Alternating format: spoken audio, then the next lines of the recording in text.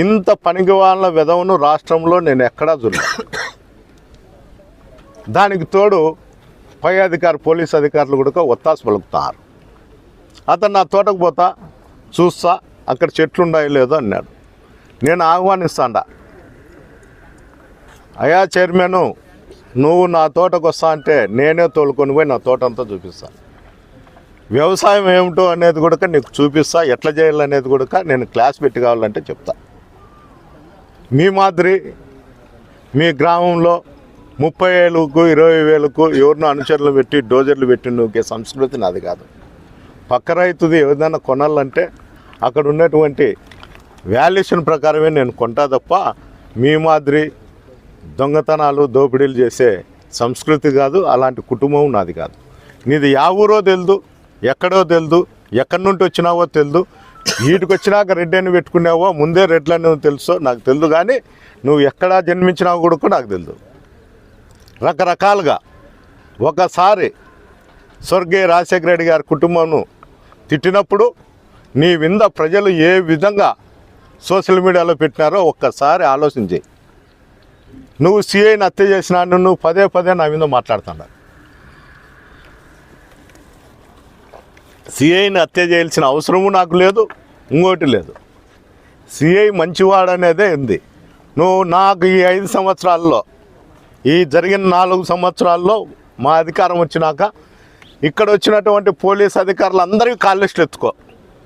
నువ్వు ఒక వారం చేసినంత ఫోన్లే నేను ఈ 4 సంవత్సరాలు వాళ్ళకి చేసింట. అలాంటి ఒత్తిడి కూడా నేను తీసుకురాను. ఒక సామాన్యమైన సిఐఎస్ఐల స్థాయిలో నీ మీద కేసులు పెట్టినటువంటి ప్రెజర్ తీసుకొచ్చేంత మూర్ఖుని నేను కాదు. తెచ్చే పై అధికారుల మీద నేను ప్రెజర్ తెస్తా, కానీ నీ దొంగతనాలు దోపిడీల మీద వీళ్ళు కేవలం నిమిత్తం మాత్రాలు. వీళ్ళకు నేను చెప్పిన పై అధికారులను అడగాల్సిందే. అదే అంత ఇనిత జ్ఞానం లేకుండా ఎట్లా మాట్లాడుతుండవో నీకు తెలుసు. సిఐలను దొబ్బుతావు, ఎస్ఐలను దొబ్బుతావు, తిడతావు, పోయిన డిఎస్పి గారిని కూడా లే అని ఒరే చైతన్యాన్ని సంబోధించుతావు. ఈ విధంగా ఉంటావు. నీకు కనీసం పండుకున్నప్పుడు ఒక ఆలోచన రాలేదా అని. సిఐ బదులు నేనే ముందు చనిపోవాల్సిన అవసరం ఉందని.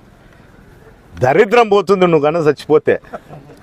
నువ్వు ఆ మాట అన్నప్పటి నుండి నీ కుటుంబ సభ్యులంతా నీ కాయలు వండుకుంటున్నారు, నీ గేటుకు బీగం వేసుకుంటున్నారు. ఏడ తెల్లాడదామని పోయి రైలు కింద పడి చచ్చిపోతావేమో అని. ఎందుకు బతుకుతాండావో నీకే అర్థం కావడంలే. నీకు చీము నెత్తరంగో ఇటుంటే, పుట్లూరు ఎన్నమూరు మండలాల్లో మొగోడు అంటూ ఉంటే నీ ఎమ్మడితే నా తోటలో కాలు పెట్టి చూడమను. దానికత నేను మళ్ళీ చెప్తా. రే నువ్వైనా సరే, నీ కుటుంబ సభ్యులైనా సరే, నాకు ఎమ్మెల్యే అనేది జగన్మోహన్ రెడ్డి ఇచ్చిన భిక్ష.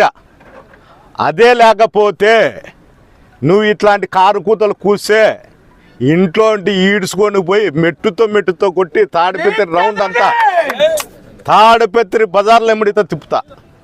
నేను కొడితే నీకు సింపతి వస్తుందని నువ్వు ఒక ఆలోచన చేస్తాండావు. ప్రజలకు అందరికీ తెలుసు నీ దోపిడీలు దొంగతనాలు అన్నీ. అయినా కూడా నువ్వు ఇట్లే రెచ్చగొట్టుకుంటూ పోతే నిన్ను మటుకు ఏదో ఒక రోజు పోలీస్ అధికారులు నిన్ను వెనకేసుకొచ్చానే. నిన్ను ఏదో ఒక రోజు తాడిపత్రి బజార్లలో చెప్పులతో కొట్టి ఊరేగిస్తా అని కూడా ఈ సందర్భంగా మీకు అందరికీ చెప్తాను.